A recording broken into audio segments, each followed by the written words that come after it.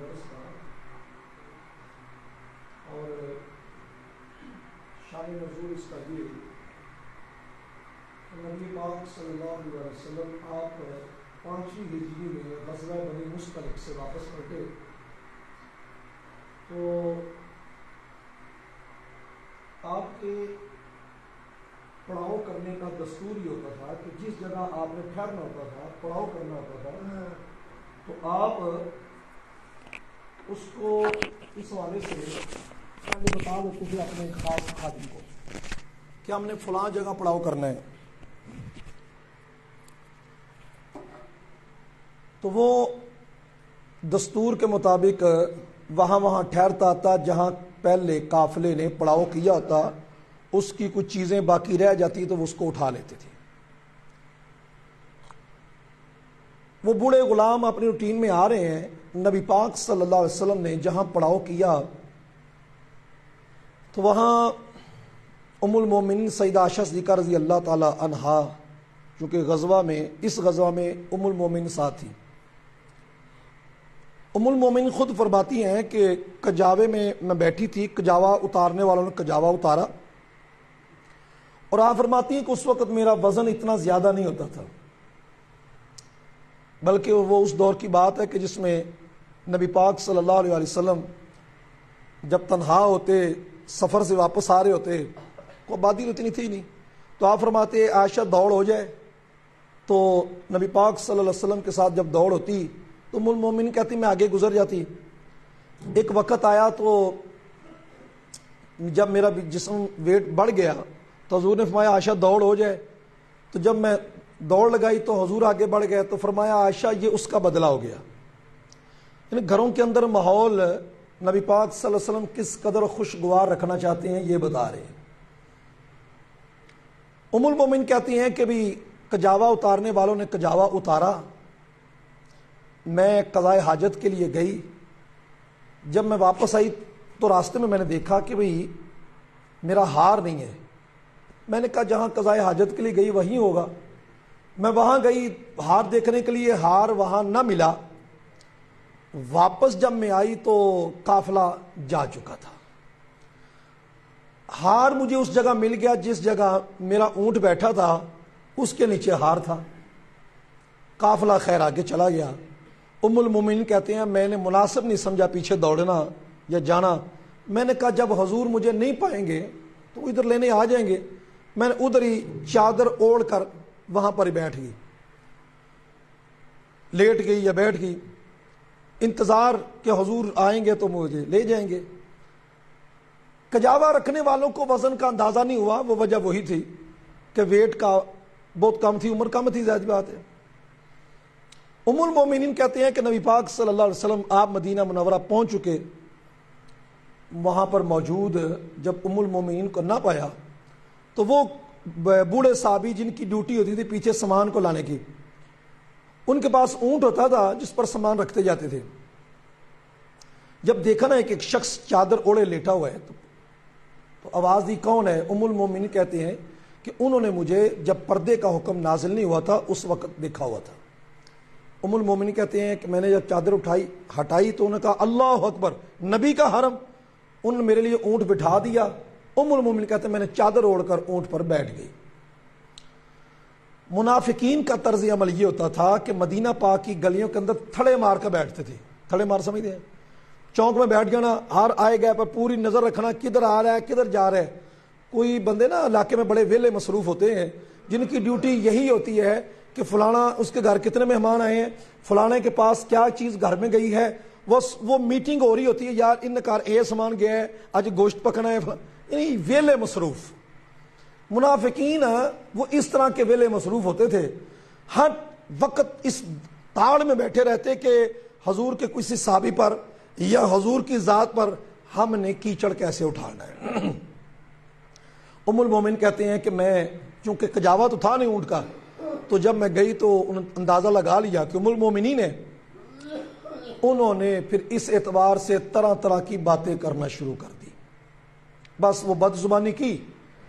کہتے مجھے نہیں اندازہ تھا، مجھے ابھی کچھ پتہ نہیں، نبی پاک صلی اللہ علیہ وسلم مسجد نبوی میں بیٹھے ہیں، میٹنگیں ہو رہی ہیں، حضور صلی اللہ علیہ وسلم کے چہرہ مبارک پر پریشانی کے آثار ہیں، تو آقا کریم صلی اللہ علیہ وسلم میٹنگیں فرما رہے ہیں۔ حضرت سیدنا عمر فاروق رضی اللہ کہنے لگے یا رسول اللہ، جس ذات نے آپ کے جسم پر مکھی نہیں بیٹھنے دی، وہ کیسے ہو سکتا ہے کہ حضور آپ کے، چونکہ مکھی گندگی پر ہوتی ہے اور آپ کے جسم کی اس قدر نفاست ہے کہ حضور کیسے ہو سکتا ہے کہ بھی ایسا معاملہ ہو جائے؟ تو نہیں حضور، ایسا نہیں ہوگا۔ حضرت سیدنا علی مرتضیٰ نے عرض کی حضور، جو ذات جوں کا خون آپ کے موزے پر لگے اور آپ کو اتارنے کا حکم دے دے، وہ ذات آپ کو کیسے اس معاملے میں آزمائش کا شکار کر سکتی ہے؟ سید عثمان غنی رضی اللہ تعالیٰ نے بھی ایسے ہی کچھ ارشاد فرمایا کہ یا رسول اللہ، جو ذات آپ کا سایہ زمین پر اس لیے نہ پڑنے دے کہ کوئی قدم آپ کے سائے پر نہ پڑ جائے، تو حضور آپ کے حرم میں ایسا نہیں ہو سکتا۔ ہر ایک نے اپنے اپنے جو ویو تھے طہارت پر مبنی وہ دیے۔ ام المومنین کہتے ہیں کہ نبی پاک صلی اللہ علیہ وسلم نے مجھے فرمایا کہ عائشہ تم اس طرح کرو کہ اپنے گھر چلے جاؤ میکے۔ اب ساتھ والی گلی میں پیکا تھا، تو ام المومنین کہتے ہیں میں وہاں چلی گئی، کہتے ہیں مجھے پھر بھی پتہ نہیں۔ تو ام المومنین کہتی ہیں، خود کہتے ہیں مسلم شریف کے اندر آتا ہے، ام المومنین کہتی ہیں میں اس قدر بھولے والا معاملہ ہوتا تھا کہ آٹا میں گوندھ رہی ہوتی تھی تو وہیں بیٹھے بیٹھے آنکھ لگ جاتی، بکری آتی آٹا کھا جاتی، مجھے پتہ ہی نہ چلتا۔ تو یہاں تک بھی بھولے پن کا معاملہ ہو جاتا تھا، سادگی، بھولا پن، انہی چیزوں سے اندازہ لگایا جاتی ہے۔ پہلے وہ جاتی نا رشتے والی بھی مائیں جاتی تھی ساتھ، تو لڑکی کی چال اور چلن سے اندازہ لگا کر کہہ دیتی تھی کہ بھی یہ بچی جب جائے گی تمہارے گھر تو اس کا علیحدہ بندوبست کر دینا، وہ پہلے بتا دیتی، ان کا تجربہ اتنا ہوتا تھا۔ تو جو سادگی پر مبنی عورتیں ہوتی تھیں ان کی یہ نوعیت ہوتی تھی، تو کہتے ہیں وہ پتہ نہیں چلتا تھا کہ وہ ایسے معاملے ہو جاتے تھے۔ ام المومنین سیدہ عائشہ رضی اللہ تعالیٰ عنہا آپ فرماتی میں گھر چلے گئی، ادھر نبی پاک صلی اللہ علیہ وسلم مشاورت فرما رہے ہیں۔ یہ ساری باتوں کا اندازہ مجھے بعد میں ہوا۔ اچھا، یہاں پر ایک طبقہ ہمارا جو کہتا ہے کہ نبی پاک صلی اللہ علیہ وسلم کو اگر علم غیب ہوتا تو حضور صلی اللہ علیہ وسلم پریشان کیوں ہوتے؟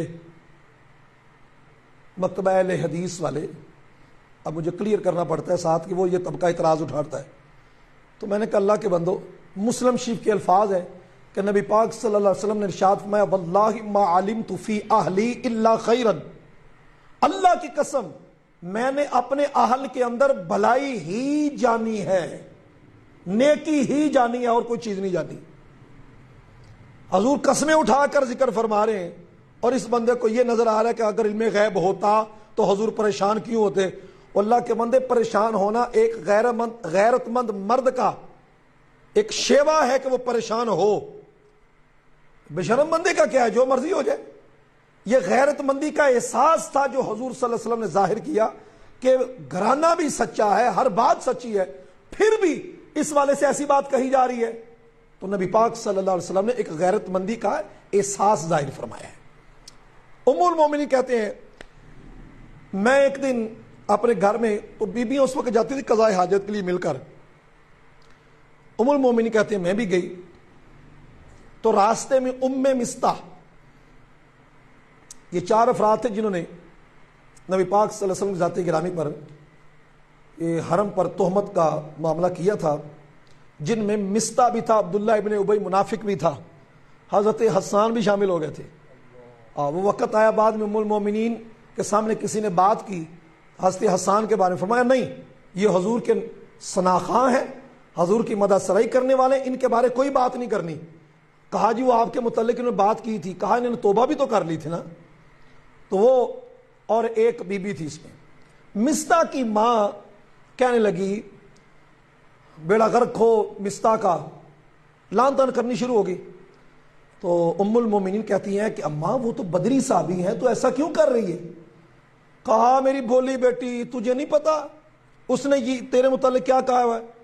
کہا ہم کیا کہنا تھا، یہ تو سوچ بھی نہیں تھی کہ بھئی ایسا ہو۔ کہا اوہو، اس اماں نے پھر ساری بات ام المومنین کو بتائی، پھر اندازہ ہوا کہ اچھا حضور نے مجھے میکے جو بھیجا ہے اس کی وجہ یہ ہے۔ ام المومن کہتے ہیں میں تو پھر گھر آ کر میری طبیعت اس قدر خراب ہوگی، بخار شدت سے ہونا شروع ہو گیا، گریہ ازاری، آنسو بہائے جا رہے ہیں کہ میرے مولا میری پاک دامنی خواب میں حضور کو ظاہر فرما دے کہ حضور میری پاک دامنی کو سمجھ سکیں۔ روتی رہتی اور کہتی کہ اب جو یعقوب سے یوسف بچھڑ گئے تو انہوں نے کہا تھا کہ فصبر جمیل، کب صبر جمیل ہے، اب میرا بھی صبر جمیل ہی ہے۔ ام المومنین کہتے اس طرح روتی رہتی، نبی پاک صلی اللہ علیہ وسلم سارا ادھر جائزہ ہو گیا، ظاہر معاملات پورے ہو گئے۔ آقا کریم صلی اللہ علیہ وآلہ وسلم پر جب سورہ نور کی وحی اتری، نبی پاک صلی اللہ علیہ وسلم بڑے خوش و خرم اٹھے، چادر کی اوڑھ لی۔ آقا کریم صلی اللہ علیہ وسلم فرمانے لگے لو بھئی آج ہم پھر اپنے سسرال چلتے ہیں۔ آقا کریم صلی اللہ علیہ وسلم سیدنا ابوبکر صدیق کے گھر جب تشریف لائے، آسے ابوبکر صدیق رضی اللہ تعالیٰ نے دروازہ کھولا تو حضور کی خوشی کے عالم دیکھ کر عرض کی حضور آج کیسے آنا؟ کہا مبارک ہو عائشہ کی برات کے اندر قرآن مجید کی آیات نازل ہو چکی ہیں۔ سبحان اللہ۔ اس سے ابوبکر صدیق رضی اللہ تعالیٰ اندر دوڑے، جا کر کہا عائشہ اٹھو، حضور آئے ہیں اور تیری برات میں آیتیں نازل ہو گئی ہیں، حضور کا شکریہ ادا کرو۔ حضور اماں جی بڑے لاڈلے تھے، کہا میں تو شکریہ ان کا ادا کروں گا جس نے حضور کو بھیجا ہے۔ تو یہ ام المومنین کی شان کے اندر آیات بینات نازل ہوئیں۔ قرآن نے اس والے سے جو بدکاری کے احکام تھے پہلے وہ بیان کیے، اسلامی قانون کا نفاذ ہو تو سزا کیا ہوگی، پھر مرد اگر اپنی بیوی پر اس طرح الزام لگاتا ہے اس کا شرعی حکم کیا ہوگا، پھر اس کے بعد اللہ نے کہا کہ واقعہ عفق کو تم سمجھتے ہو کہ یہ تمہارے لیے برا ہے، نہیں، بہت بہتر ہو گیا تمہارے لیے۔ اب قیامت تک سند ہو گئی ہے کہ ام المومنین پر اگر کوئی خبیث اعتراض کرے، اشاروں میں کنایتاً ام المومنین پر اعتراض کرے تہمت کا، تو وہ بندہ دائرہ اسلام سے خارج ہے، کافر ہے، مرتد ہے۔ مجھے بڑی تکلیف ہوتی ہے کہ جب یہ اہل تشیع کے مکتبہ فکر کے علماء جو ہیں، ذاکرین، علماء کیا ہوتے ہیں، ذاکرین جو ہیں ان کے، وہ اپنی باتوں میں جو ٹون کرتے ہیں ام المومنین پر، باتوں میں اعتراض کرتے ہیں اور اشارہ اس طرف کر رہے ہوتے ہیں، یار خدا کا خوف کرنا چاہیے کہ اللہ یہ فرما رہا ہے، ان کی برات کے اندر آیتیں اتر رہی ہیں اور تم اس طرح کے اعتراض کر کے اپنا ایمان کا کباڑہ کیوں کر رہے ہو؟ وہ جی جنگ میں حضرت علی المرتضیٰ کے ساتھ مقابلے میں آ گئی تھی، وہ بات ماں اور بیٹے کی تھی، تو اس کو لے کر تمہارا کیا حق بنتا ہے کہ تم یہ بات کرو؟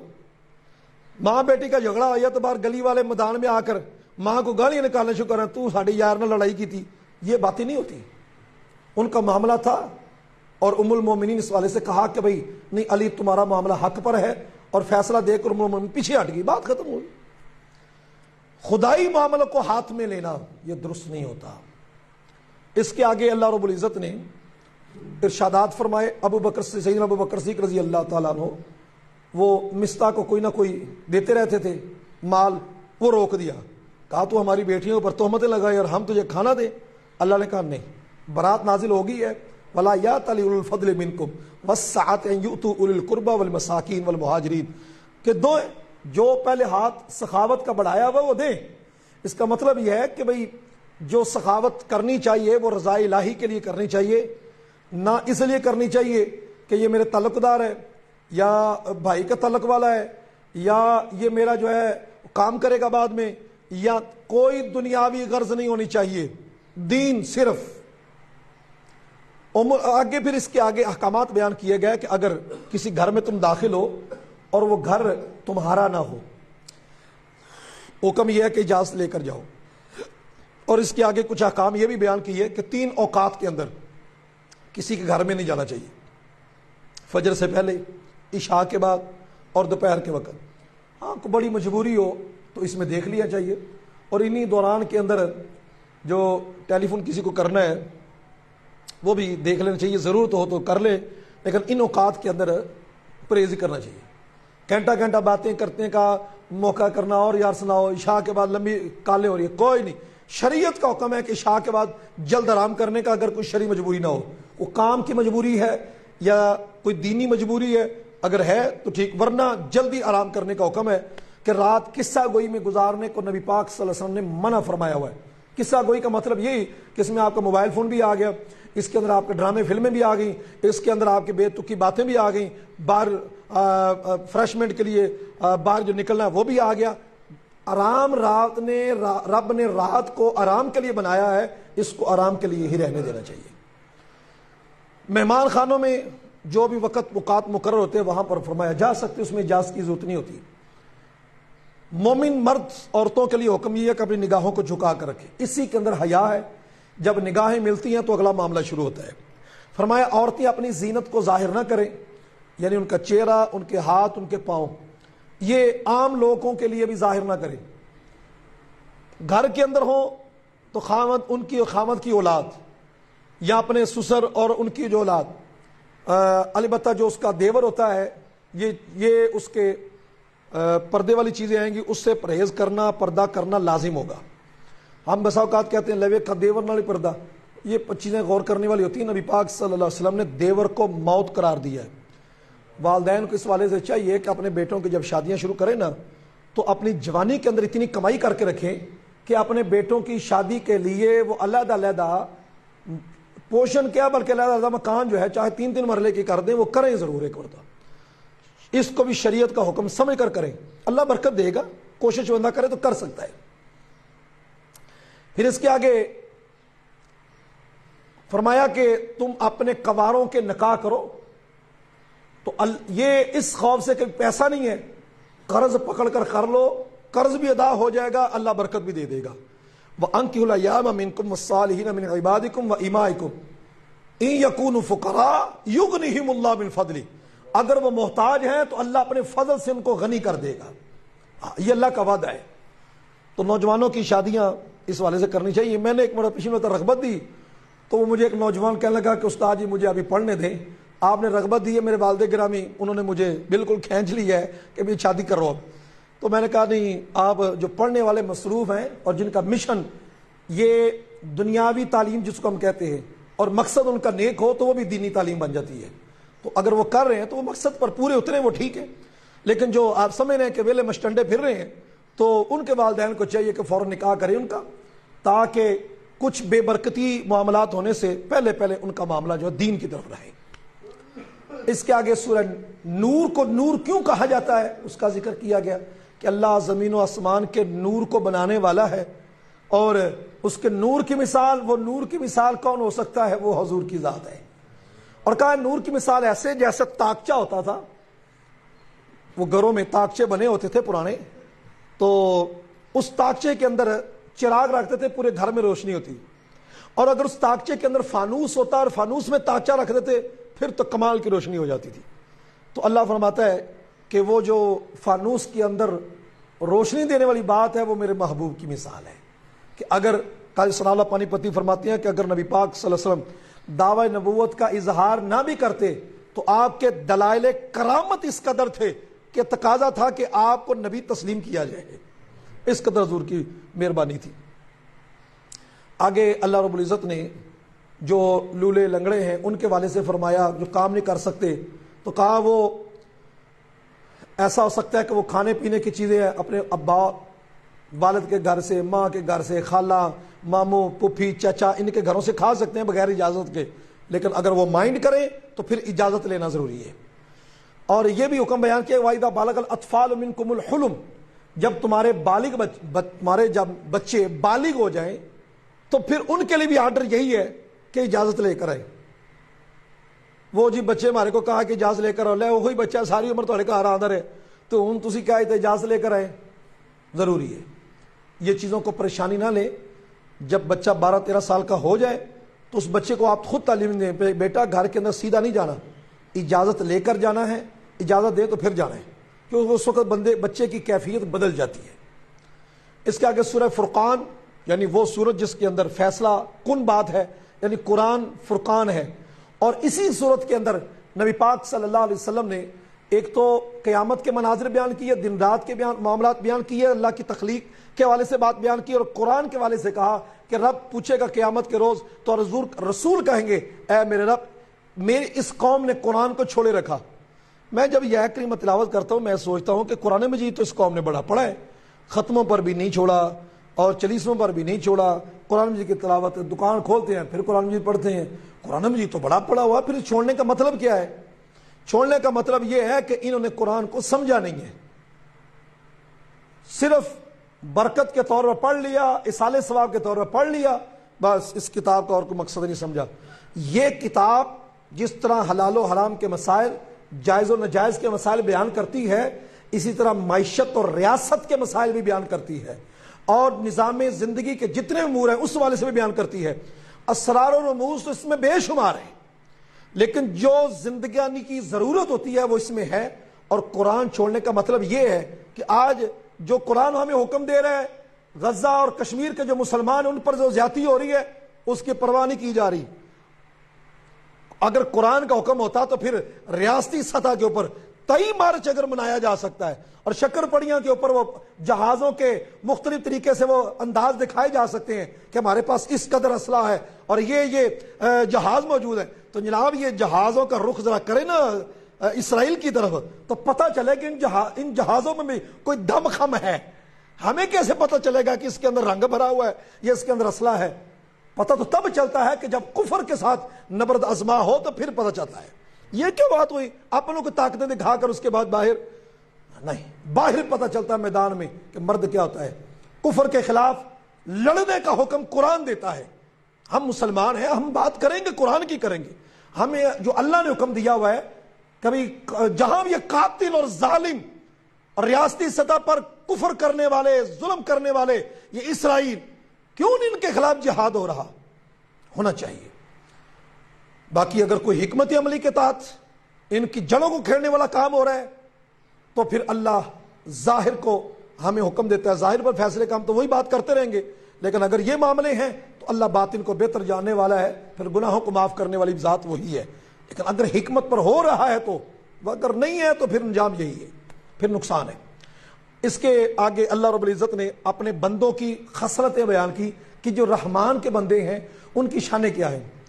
اللہ نے فرمایا رحمان کے جب بندے ہیں راتوں کو جاگنے والے, سو کر اٹھتے ہیں, راتوں کو جاگنے والے وہ نہیں پھرنے والے, سجدم و قیاما, سجدے کرنے والے ہیں, قیام کرنے والے ہیں, عبادت کرنے والے ہیں. زمین پر چلتے ہیں تو آکڑ پھاڑ کر نہیں, بڑی عاجزی کے ساتھ لوگوں کو یہ نہیں دکھاتے کہ ہم چل رہے ہیں. بندہ کو مسجد میں آ جیسے ہی کوئی ایسا, تو وہ پھر ہر ایک سے اونچی اونچی سلام لے رہا ہوتا ہے, پتہ چلے کہ بھی جناب تشریف لے آئے. شرعی مسئلہ یہ ہے کہ مسجد میں جب آئے تو آ کر لوگ نماز کے انتظار میں بیٹھے ہیں, ذکر میں بیٹھے ہیں, قرآن میں بیٹھے ہیں, آ کر وہ بھی اللہ کے گھر میں چپ کر کے اپنی حاضری لگانا شروع کر دے, ذکر اذکار میں بیٹھ جائے. اس کا یہ حق نہیں بنتا کہ اونچی آواز میں کہے السلام علیکم تاکہ سارے متوجہ ہوں کہ جناب تشریف لے آئے. ایسا کرنا یہ گناہ میں آ جاتا ہے, یہ بات درست نہیں ہے. علامہ شامی اور دیگر فقہاء نے اس والے سے صراحت کی ہے کہ ایسا اس کے لیے کرنا درست نہیں ہے. اور یہ فرمایا گیا کہ جو رحمان کے بندے ہیں ان کا ایک خوبی یہ بھی ہوتی ہے کہ اگر ان کے ساتھ جاہل گفتگو شروع کر دینا, اور حضرت صاحب ایک گل سنو, ساتھ بازو اوپر, ایک گل تو نہ کرنی ہے چونک میں کھڑے ہو کر, تو اس وقت حضرت صاحب کا یہ کام بنتا ہے کہ کہیں جی مجھے ذرا کچھ ضروری کام ہے, انشاءاللہ آپ سے ملاقات ہوگی, آپ اجازت دیں تو بیٹھ کر بات کریں گے انشاءاللہ. کیونکہ اس کا منہ تو کھلا ہوا ہے, اس نے مسئلہ اتنا ہوگا تو وہ پھر تھوڑی بار منہ ادھر کر کے مسئلہ پوچھنا شروع کر دے گا, اس کو بتائے گا, پھر ادھر منہ کر کے بات کرے گا. مسئلہ حضرت صاحب سے پوچھا جا رہا ہے, منہ کا سپیکر کا ادھر کبھی ادھر, تو اس کا مقصد مسئلہ پوچھنا نہیں ہوگا, لوگوں کو بتانا ہوگا کہ آج ممی شریعت والے کو پوچھ لیے حضرت صاحب کو. تو اس چیز سے آپ جو نمازی حضرات ہیں اور دین سے شغف رکھنے والے بات ہیں وہ سمجھیں کہ ہم نے ایسے لوگوں کے ساتھ کیا کرنا ہے معاملہ. کسی کو آتے ہوئے نماز کی رغبت بھی دینی ہے تو کہیں آئیں پھر نماز کی طرف, نماز پڑھ لیں, ساتھ نماز کے لیے لے آئے, محبت سے آ گئے. لیکن اگر معاملہ یہاں تک پہنچ جائے حضرت صاحب میں تو مسئلہ پوچھنا ہے, دسو ہاں کہ بھی نماز ضروری ہے کہ لوگوں کی خدمت کرنی ضروری ہے, اس طرح کے پھر بے تکے سے مسائل پوچھنے شروع کر دیے جاتے ہیں. تو ان کو بتانا کہ بڑے پیار سے کہ بھئی اللہ کے یہ مخلوق ہے, اور مخلوق کی طاعت کے اندر, خدمت کے اندر رب کی نافرمانی نہیں ہوتی. تاہم یہ طریقے بتائے گئے کہ آپ نے جاہلوں سے خطاب کس طرح کرنا ہے, کہ آپ نے جان چھڑانی ہے, بٹھا کر تبلیغ کرنے کا جب سمجھنے کے پوائنٹ میں آ جائے, قرآن اس والے سے بتاتا ہے سمجھنے کے پوائنٹ میں جب وہ آئے تو پھر اس مٹی کے اوپر بارش برسائیں علم کی, پھر کو فائدہ ہوگا، ورنہ جھگڑا ہو جائے گا. بعد میں پتہ چلے گا کہ یہ جناب چونک کے اندر لڑائی کی ہوئی ہے، یہ جی مسئلہ شرعی ڈسکس ہو رہا تھا، تو وہ ٹھیک نہیں رہے گا. تو اللہ فرماتا ہے کہ ان لوگوں کی توبہ ایسی ہوتی ہے، سبحان اللہ، توبہ ایسی ان کی ہوتی ہے. یہ 3 سٹیپ ہے، ایک ہے مغفرت کا، ایک ہے تکفیر سیئات کا، اور ایک ہے تبدیل سیئات. مغفرت یہ ہے کہ اللہ گناہوں کو ڈھانپ دے، یہ توبہ ہوتی ہے چھوٹے لیول کی. آنسو اس میں بھی ضروری ہے، لیکن اس میں یہ ہوا کہ گناہ چھپا دی ہے لیکن خطرہ ہے کہ کسی وقت اوپن ہو جائے. دوسرا درجہ ہوتا ہے گناہوں کو مٹا دینے کا، ڈیلیٹ، ہوا ہی نہیں، توبہ ہوئی، تھوڑا زور لگا اس میں تو اس کے اندر گناہ مٹا دیے گئے. تیسرا درجہ ہوتا ہے اس قدر مضبوط توبہ ہے کہ اللہ چھوٹے گناہ کو چھوٹیاں نیکیاں، بڑے گناہ کو بڑی نیکیاں بنا دیتا ہے. پھر آخر میں یہ کہا گیا کہ دعا یہ مانگا کرو کہ ہمارے رب ہمیں اپنی اولادوں سے، اپنی بیویوں سے آنکھوں کی ٹھنڈک عطا فرما. یہ دعا وہ احباب کرتے رہے جن کے گھر نچاکی کا سما رہتا ہے.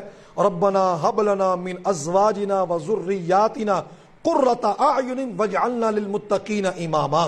یہ دعا اس نیت سے کرتے رہے کہ گھر کا ماحول وسعت پر رہے، فرحت پر رہے، کشادگی پر رہے. آگے سورہ شعراء ہے. سورہ شعراء کا میں صرف 2 لفظوں میں اپنی بات کو اس مکمل کرتا ہوں کیونکہ آگے سورہ نمل کا جو پوائنٹ اب آخری ہے. سورۃ الشعراء میں اللہ نے فرعون کے والے سے بات بیان کی، وہ آگے آپ نے تفصیل سے سن لی. موسیٰ علیہ السلام کو اس نے تانے دیے کہ تم میرے گالی پر پلتا رہے. 30 سال موسیٰ علیہ السلام اس میں آیا کہ بھی 30 سال وہاں پر کئی سال فرعون کے گھر رہے. تو یہ نہیں موسیٰ علیہ السلام نے کہا بھی چونکہ میں نے تیرا کھایا ہوا ہے تو اب بھی گن بھی تیرے ہی گانے ہیں. یہ جو جملے بنے ہوئے نا کہ جناب افسروں کا کھاتے ہیں تو گن میں ان کے گانے ہیں، نہیں، شریعت کے مخالف ہے تو چاہے فرعون کے گھر کا کھائے کیوں نہ ہو. جب رب سے ٹکر لی تو کہا تیرا معاملہ ختم ہے، اب تیرے ساتھ کوئی وفا نہیں. ہمارے لوگ ذاتیات کی وفا کرتے ہیں، دین کے وفا نہیں کرتے. دین کی وفا یہ ہے جو جناب موسیٰ علیہ السلام نے کی. خیر، معجزات کا اظہار ہوا، جادوگر سجدے میں آ گئے، انہوں نے بے ادبی کی، نبی نے تبلیغ کی، قوم نے بے ادبی جنہوں نے کی رگڑ دیے گئے. آگے ابراہیم علیہ السلام کا ذکر آیا، ان کی عظمت و شان بیان ہوئی، جنہوں نے نہیں مانا ان کے لیے پریشانی اس بنی. نوح علیہ السلام کی قوم، آپ نے تبلیغ کی، انہوں نے کہا نوح تجھے ہم پتھر ماریں گے، بعد آ جا، کہا مولا بھیج دے عذاب، آگے عذاب. قوم عاد، جناب ہود علیہ السلام نے تبلیغ کی، وہ بلند جگہ پر بیٹھ کے نہ آتے جاتے بندے کو پتھر مارتے، شرارتیں کرتے راستے میں بیٹھ. راستے میں شرارت کرنے والی قوم یہ قوم عاد تھی. عذاب آیا، تبلیغ کی نہیں مانا، عذاب آ گیا. قوم سمود، تبلیغ کی نہیں مانے، عذاب آ گیا. قوم لوط ہم جنس پرستی کا شکار تھی، تبلیغ کی باز نہیں، عذاب آ گیا. قوم شعیب تبلیغ کی کہ وزن میں ناپ تول چھوڑ دو، کمی کرنے والا جو معاملہ ہے چھوڑ دو، باز نہیں آئے. شرک کرنے والے سارے ہی تھے، باز نہیں آئے، عذاب آ گیا. یہ ساری باتیں بیان کر کے آخر میں آخری رکوع میں سورہ شعراء کے، شعراء میں نے شعروں والا، شعراء کے والے جو شعر کہنے والے لوگ ہیں، تو کہا محبوب جو آپ پر ہم نے قرآن اتارا ہے یہ آپ کے قلب اطہر پر اتارا ہے، جبریل اسے لے کر رہے ہیں، عربی زبان کے اندر ہے، اس کے مضامین پہلے صحیفوں میں بھی رہے، یعنی اور اسی کے اندر ہے کہ محبوب ہم نے آپ کو سجدہ کرنے والوں میں پلٹا. آدم علیہ السلام سے لے کر حضور کی ذات گرامی تک سارے ہی مسلمان تھے. اچھا، یہ بات ہونے کے بعد اللہ نے کہا وَالشُّعَرَاءُ يَتَّبِعُهُمُ الْغَاوُونَ، شعراء کی پیروی گمراہ لوگ کرتے ہیں. یعنی تبلیغ کا طریقہ بتا دیا کہ انبیاء کرام نے جو تبلیغ کی وہ شعروں سے نہیں کی، جس طرح ہماری قوم راگ پر لگی ہوئی ہے نا. یہ قرآن بتانا چاہتا ہے کہ جبریل قرآن کو لے کر آئے، حضور کے قلب اطہر پر اتارا اور بالکل دلائل سے مزین. نبیوں نے تبلیغ کی، انہوں نے انکار کیا، رب کا عذاب آیا. شعراء جو ہیں ان کی تو اللہ کہتا ہے صفت یہ ہے کہ کہتے وہ ہیں جو کرتے نہیں ہیں، لیکن ہمارے الا الذین آمنوا وعملوا الصالحات، مگر وہ جو ایمان لائے، اچھے عمل کیے، یعنی حضرت حسان بن ثابت جیسے کہ جنہیں حضور کی مدح کے اندر شعر کہے ان کی نوعیت اور رہی، وہ نعت خوانی ہو جاتی، وہ اور کیفیت، وہ بھی تبلیغ کا ذریعہ ہوتا ہے. لیکن محض شعر اور بے تکے سی مشاعرہ ہو رہا ہے جی فلانی جگہ، ساری رات وہاں بیٹھے ہوئے بے تکے سے شعر ادھر بولے جا رہے ہیں، کبھی ادھر بولے، فائدہ ہے اس کا، وہ فن کا اظہار ہو رہا ہے جی، عروض و قوافی کے وزن ماپے جا رہے ہیں اور قافیہ ردیف جو سیدھا کیا جا رہا ہے، سب بے تک ہے۔ جو شریعت کے مطابق ہے وہ ٹھیک ہے، جو شریعت کے مطابق نہیں وہ شعر سننا بھی غلط ہے۔ آگے سورۃ النمل، آخری جو اس والے سے رات جو تلاوت کیا گیا تراویح کے اندر، نمل کا معنی آتا ہے چونٹی، اور اس کے ابتدا میں موسیٰ علیہ السلام کا واقعہ قرآن میں اتنی مرتبہ اللہ نے بیان کیا ہے، سبحان اللہ، پتہ چلتا ہے کہ واقعی لاڈلے نبی ہے۔ موسیٰ علیہ السلام پہلے بھی آیا، اب یہاں پھر آ گیا کہ موسیٰ علیہ السلام جب واپس آ رہے تھے، حضرت شعیب علیہ السلام سے شادی ہو گئی تھی، راستے میں آپ سردی کا موسم تھا تو دور سے نا چمک نظر آئی، تو آپ نے بیوی کو کہا بھی ٹھہرو، میں مجھے لگتا ہے وہ آگ ہے، میں ذرا لے آؤں، پھر ذرا تھوڑا سا آگ کو تاپ کر پھر آگے چلتے ہیں۔ جب پاس گیا تو دیکھا نور ہے اور ارد گرد نور ہی نور ہو گیا، تو آواز آئی کہ اے موسیٰ اپنے جوڑوں کو اتار دو، فخلا نعلیک، اپنے جوڑوں کو اتار دو، آپ وادی مقدس طوا میں ہیں، انی انا ربک، میں تیرا رب ہوں۔ درخت سے آواز آ رہی ہے، تو درخت رب نہیں ہو گیا۔ مقصد یہ ہے کہ اللہ اپنے جلووں کا اظہار کسی چیز میں بھی فرما سکتا ہے۔ بخاری شریف کی حدیث ہے، نبی پاک صلی اللہ علیہ وسلم نے فرمایا، حدیث قدسی ہے کہ بندہ عبادت کرتے کرتے اس قدر میرے قریب ہو جاتا ہے کہ میں اس سے محبت کرتا ہوں، فرض کے بعد نوافل پڑھتے پڑھتے قریب ہوتا ہے، میں اس سے محبت کرتا ہوں۔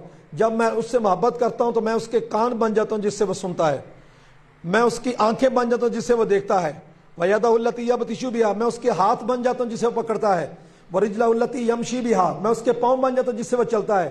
بندہ بندہ ہی رہتا ہے، خدا نہیں ہوتا، لیکن رب کی صفتوں کا مظہر یوں ہو جاتا ہے، بیٹھا ادھر ہوتا ہے اور کہیں ڈوبتا ہوا بیڑا تار دیتا ہے۔ کیوں جی؟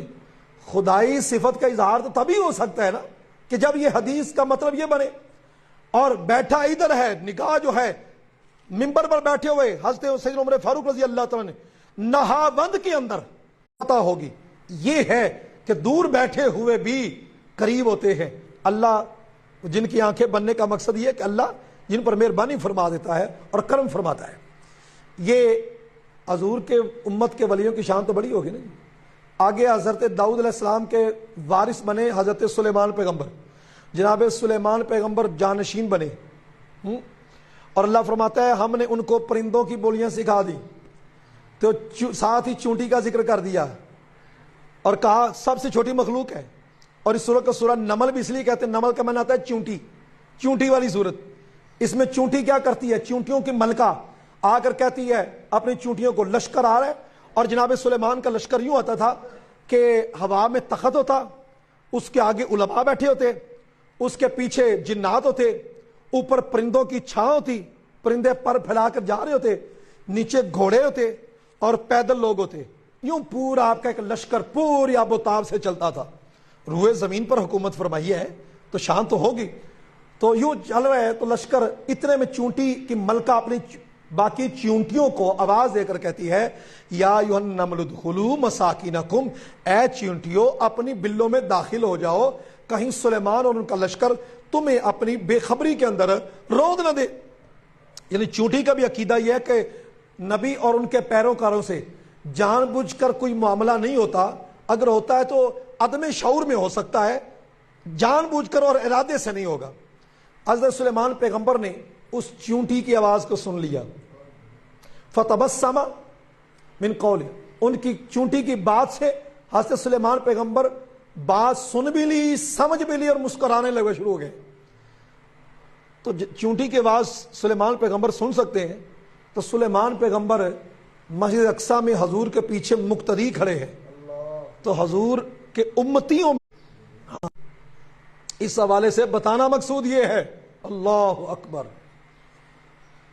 اگر چونٹی ہے جیسی قوم وہ اپنی ملکہ ان کی رعایت کرنے والی ہو، چونٹیوں کی ملکہ اپنی رعایا کی رعایت کرنے والی ہو، خیال رکھنے والی ہو، تو حق بنتا ہے کہ چھوٹی مخلوق اگر خیال رکھ رہی ہے تو یہ جو بڑے انسان ہیں ان کا بھی حق ہے کہ ان کا بھی حاکم خیال رکھے۔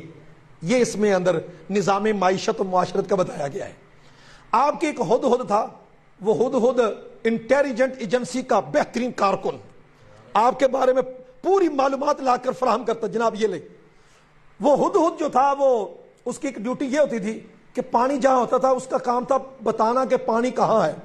زمین کے نیچے پانی ہوتا تو وہ کلی ٹوکا، وہ زمین پر بیٹھ کر وہاں ٹک ٹک کر کے نشان بتا دیتا کہ یہاں پانی ہے۔ جنات حکم ہوتا وہاں بور کر دیتے، وہاں پر بیٹھ کر پڑاؤ کرتے، پانی کی سہولت موجود ہوتی۔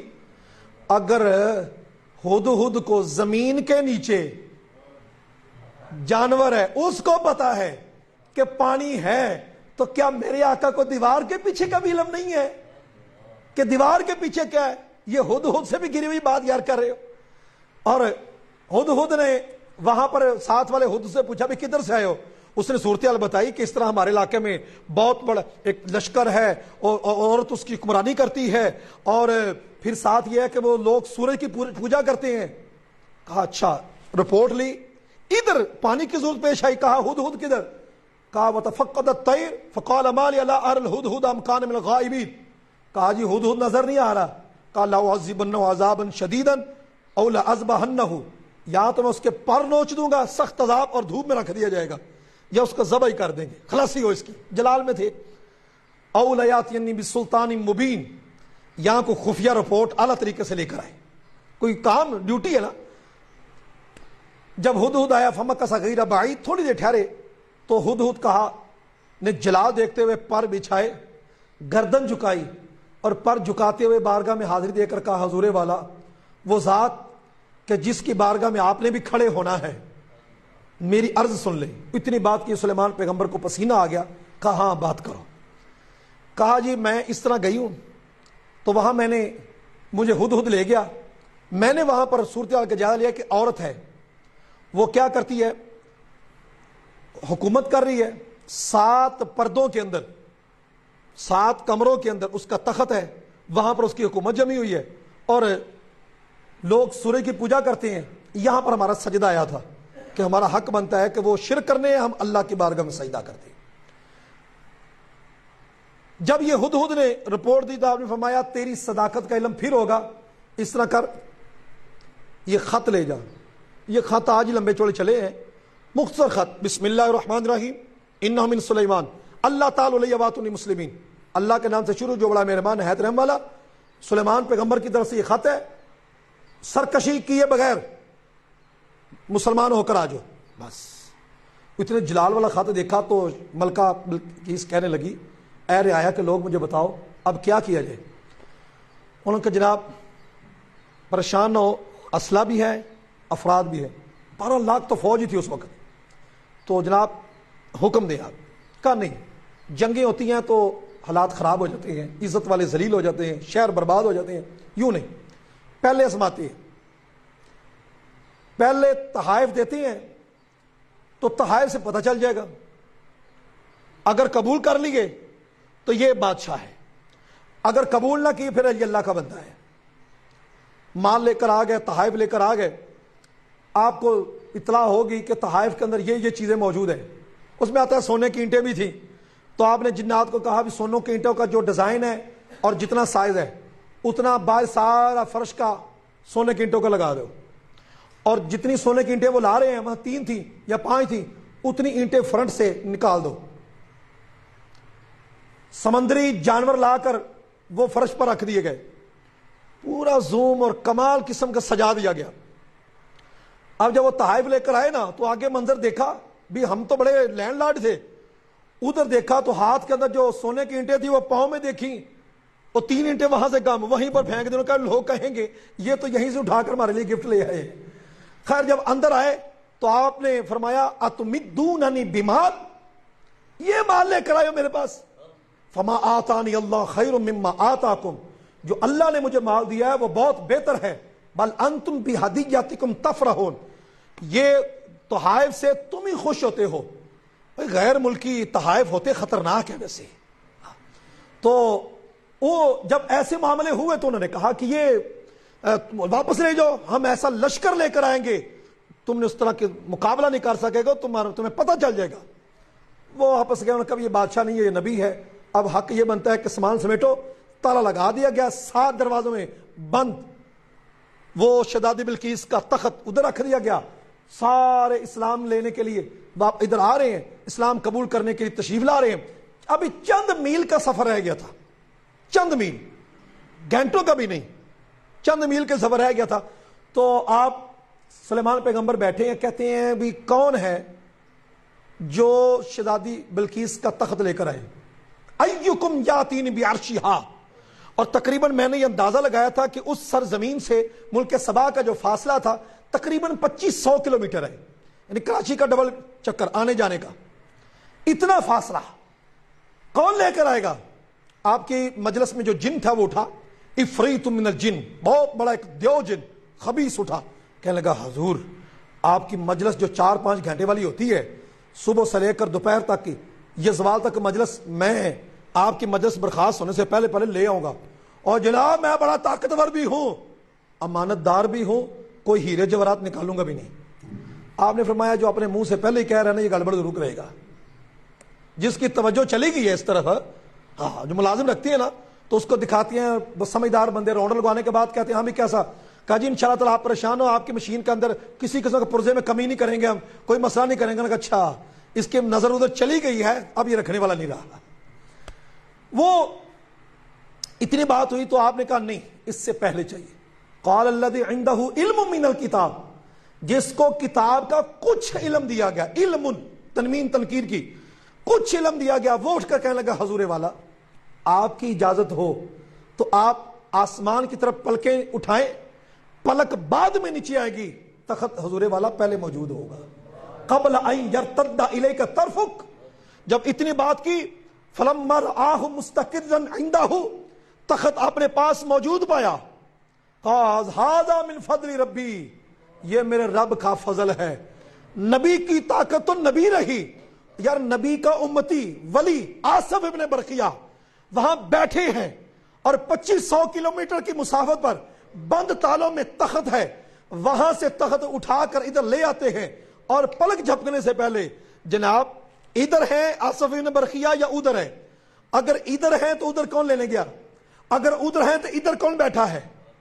اور اتنی جلدی میں آنا جانا کسی محض بشر کا کام نہیں ہے.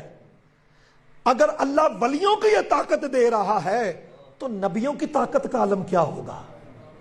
میں نے ایک جگہ بات کی تو کہنے لگا جی میں نے کہا نبی پاک صلی اللہ علیہ وسلم گنبد خضرا میں تشریف فرمائے، جہاں چاہے اللہ کی دی طاقت سے جا سکتے ہیں، گنبد خضرا میں بیٹھ کر جہاں چاہے ملازف کر سکتے ہیں. تو مجھے کہنے لگا پھر گنبد خضرا میں کون رہے گا؟